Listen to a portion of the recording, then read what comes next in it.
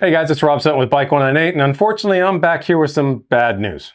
So we're starting to see some other things in the industry that are taking a downward trend, and we need to talk about those today, so let's get at it.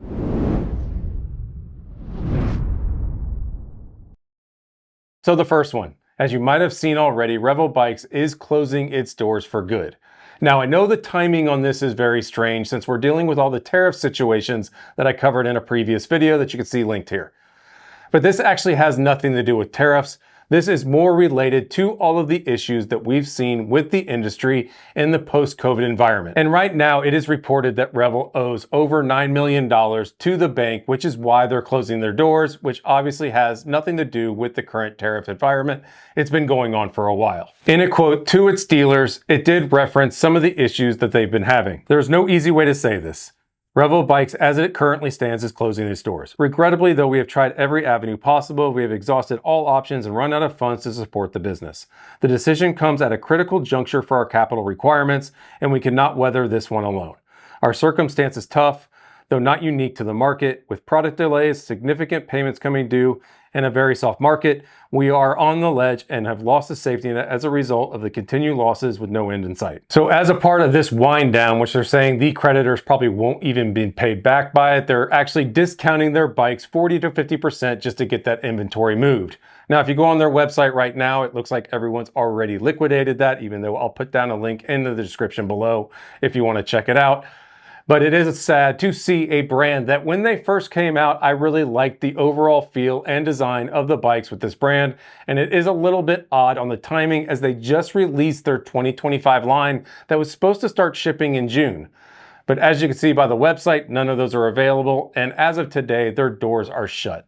So this is just another one of those brands that has fallen victim to the industry landscape that we have been seeing over the past couple years. And I have a feeling this is probably not the last one, especially considering the environment and what's coming in the future. And then the second thing, Trek actually just released a statement to their dealers that they're going to be putting a 10% surcharge on for the tariffs. Now, this is a very common way to deal with tariffs when you are seeing an unpredictable market when it comes to that cost. By doing it as a surcharge, you're able to track that up and down and keep it as a pass-through charge to your customers so that there could be consistent base pricing throughout this process as we are in an ever-changing environment. Now, I am going to read a couple of the statements from Trek because there is a little bit of diluted messaging in this entire thing. So first, Trek did mention that they are strategically working to minimize the impact on key entry-level models. However, then they go on to say, we do this to avoid a run on the bank with our inventory and to be equitable to all retailers. And then they go on to say, as with any price increase, there are positives for you. The value of your current inventory has just gone up, and moving forward, you'll experience an increase in your gross profit dollars for bikes sold. Now that's the one that kind of rubs me the wrong way a little bit. First off, bikes are too expensive to begin with. We have covered this in the past. Two, that current inventory didn't have any tariffs on it. So what they're implying here is to put a price increase on current inventory that doesn't have tariffs in order to increase your GP dollars and basically just put in a price increase on all of your customers regardless of the tariff situation. So coming out and publicly saying this is a little bit strange in my book. Now, I get they're trying to put a positive swing on the tariffs when it comes to the increase in pricing that their customers are going to see. But part of me thinks there's a little bit of double talk going on here, trying to make something feel better than it is, and that Trek is actually not absorbing any of this cost themselves and purely passing it through, which would be fine given the current market and everyone is fully aware about what's going on. But then trying to color it as all your non-tariff inventory just increase in price, and that's a good thing for you, kind of takes away from the fact that increased prices are going to result in decreased sales volume. What they really need to figure out is how to, one, get bike prices cheaper to begin with, because right now it's out of control.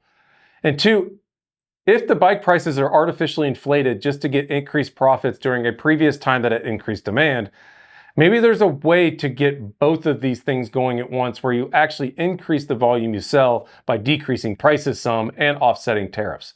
Now, obviously, this really depends on where Trek has all of their inventory.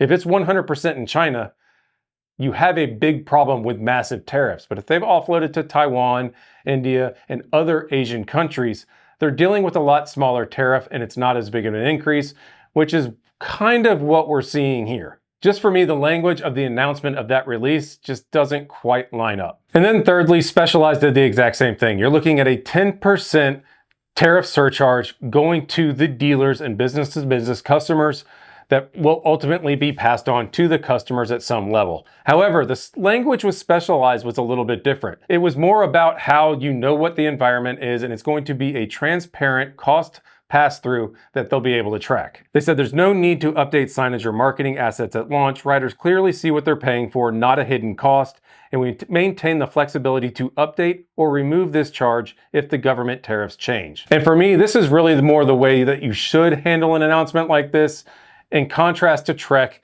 who tried to say, hey, guess what? All of your existing inventory that didn't see the tariffs is now more valuable. So guys, I want to hear what you think down in the comment section below. What do you think about these three pieces of news? Obviously, some of this has to do with the tariffs, and some of it is just the landscape we are dealing with in the biking industry. Hit up the comment section below. If you like this video, please give it a thumbs up. Consider subscribing to Bike 198 for more videos like this in the future. And until then, on to the next one. Thanks, guys. See ya.